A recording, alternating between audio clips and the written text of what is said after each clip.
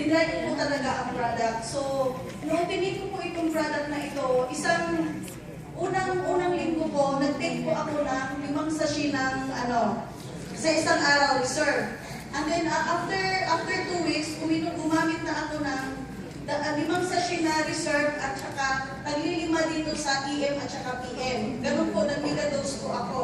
Okay, 7 months pa lang po ang nakalipas, stage 2 na lang po ako ngayon. Kahit saan po ako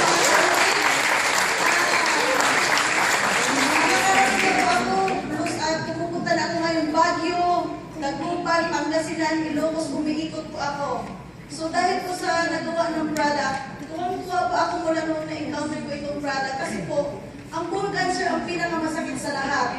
Imagine niyo po, pumapasok ako sa 4 na comforter, huwag lang ako mamasukan ng hangin. Di baling pagpawisan ako, huwag lang po pumasok ang hangin sa katawan ko kasi sobrang pain. At isa pa po doon, pati po yung mga ngipin ko. Dati ang ganda-ganda ng ngipin ko, istipunin po siya si Doc Nan sa akin. Dahil po sa bone cancer ko, nalaglaglag ang ngipin ko at saka nauuga po yan.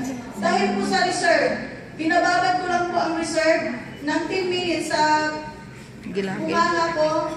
Ngayon po, bumalik na ang mga ngipin ko.